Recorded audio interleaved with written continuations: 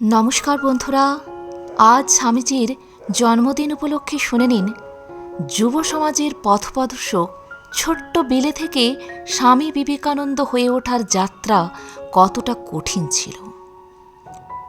তো চলুন শুনে নেব। রামকৃষ্ণের মৃত্যুর পর বিবেকানন্দ ভারতীয় উপমহাদেশ ভালোভাবে ঘুরে দেখেন এবং ভারতের আর্থসামাজিক অবস্থা সম্পর্কে প্রত্যক্ষ জ্ঞান অর্জন করেন। পরে তিনি যুক্তরাষ্ট্রে গিয়ে 1893 খ্রিস্টাব্দের বিশ্বধর্ম মহাসভায় ভারত ও হিন্দু ধর্মের প্রতিনিধিত্ব করেন। স্বামী বিবেকানন্দ কলকাতার এক উচ্চবিত্ত হিন্দু বাঙালি পরিবারে জন্মগ্রহণ করেছিলেন। ছোটবেলা থেকেই আধ্যাত্মিকতার দিকে নরেন্দ্রনাথের আগ্রহ ফুটে ওঠে। এই সময় শিব, রাম, সীতা ও মহাবীর হনুমানের মূর্তির সামনে তিনি প্রায়শই ধ্যানে বসতেন। ছোটবেলায় বিবেকানন্দ অত্যন্ত দুরন্ত ছিলেন। তার পিতামাতার পক্ষে তাকে সামলানো মাঝে মাঝেই দুঃসাধ্য হয়ে উঠত। তার মা বলতেন, শিবের কাছে ছেলে চাইলুম, তা তিনি নিজে না এসে পাঠালেন তার চেলা এক ভূতকে। 1871 খ্রিস্টাব্দে নরেন্দ্রনাথ ঈশ্বরচন্দ্র বিদ্যাসাগরের মেট্রোপলিটন ইনস্টিটিউশনে ভর্তি হন।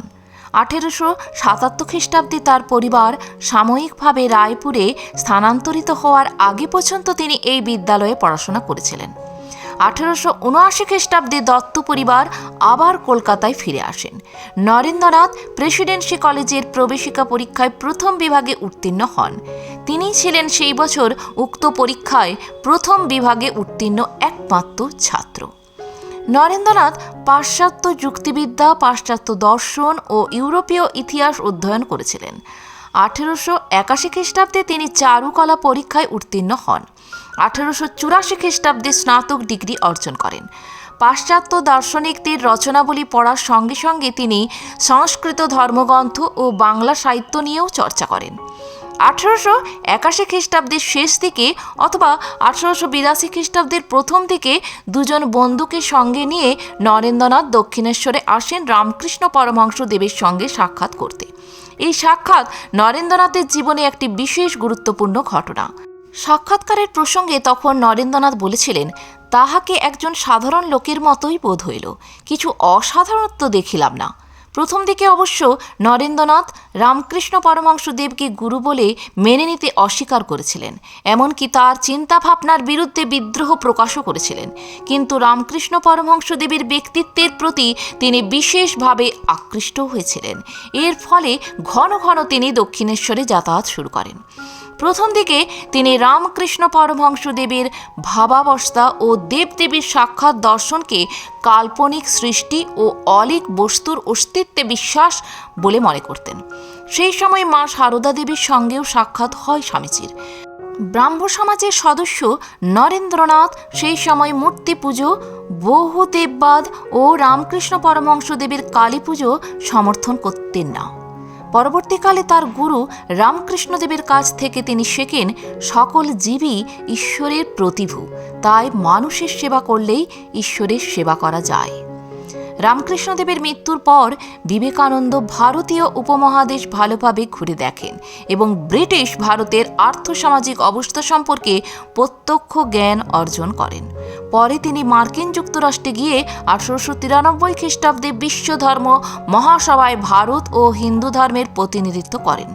মার্কিন যুক্তরাষ্ট্র, ইংল্যান্ড ও ইউরোপে তিনি হিন্দু দর্শনের বিভিন্ন দিক সম্পর্কে অসংখ্য সাধারণ ও ঘরোয়া সভায় বক্তৃতা দিয়েছিলেন। প্রথম বিশ্বধর্ম মহাসভা 1893 খ্রিস্টাব্দের 11 সেপ্টেম্বর শিকাগোর আর্ট ইনস্টিটিউটে উদ্বোধন হয়। এই দিন বিবেকানন্দ তার প্রথম সংক্ষিপ্ত ভাষণ দেন। তিনি ভারত এবং হিন্দু ধর্মের প্রতিনিধিত্ব করেন। সভার সভাপতি ডক্টর ব্যারোজ বলেন, কমলা সন্ন্যাসী স্বামী বিবেকানন্দ ধর্মসমূহের মাতা ভারতের প্রতিনিধিত্ব করেছেন এবং তার শ্রোতাদের ওপর সবচাইতে বিস্ময়কর প্রভাব বিস্তার করেছেন। ধর্মসভা শেষ হওয়ার পর বিবেকানন্দ যুক্তরাষ্ট্রে বিভিন্ন স্থানে অতিথি হিসেবে ভ্রমণ করেন। শিকাগো আর্ট ইনস্টিটিউটে 1893 খ্রিস্টাব্দের সেপ্টেম্বরে ধর্মসভা শেষ হওয়ার পর বিবেকানন্দ পুরো 2 বছর পূর্ব ও কেন্দ্রীয় যুক্তরাষ্ট্রে, বিশেষ করে শিকাগো, ডেট্রয়েট, বোস্টন এবং নিউ ইয়র্কে অতিথি হিসেবে বক্তব্য রাখেন। স্বামীজি ভগ্ন স্বাস্থ্য সত্ত্বেও পুনরায় 1899 খ্রিস্টাব্দের জুন মাসে পাশ্চাত্যের উদ্দেশ্যে যাত্রা করেন। তার সঙ্গী ছিলেন ভগিনী নিবেদিতা এবং স্বামী তুরীয়ানন্দ। তিনি স্বল্প সময় ইংল্যান্ডে অবস্থান করার পর যুক্তরাষ্ট্রে যান। তার এই ভ্রমণকালে তিনি সান ফ্রান্সিসকো ও নিউ ইয়র্কে বেদান্ত সোসাইটি প্রতিষ্ঠা করেন। 1900 খ্রিস্টাব্দের 9 ডিসেম্বর কলকাতায় ফিরে আসেন তিনি। মায়াবতী বিবেকানন্দ বেলুড় মঠের অদ্বৈত আশ্রমে স্বল্প সময় অতিবাহিত করেন, যেখানে তিনি শেষ দিন পর্যন্ত বেলুড় মঠে অবস্থান করে রামকৃষ্ণ মিশন ও মঠের কাজ এবং ইংল্যান্ড ও আমেরিকার কাজ দেখাশোনা করে অতিবাহিত করেন। শুভ জন্মদিন স্বামীজি। আজ এ পর্যন্তই। ভালো থাকবেন, সুস্থ থাকবেন। যদি ভিডিওটি ভালো লাগে একটা লাইক অবশ্যই করবেন।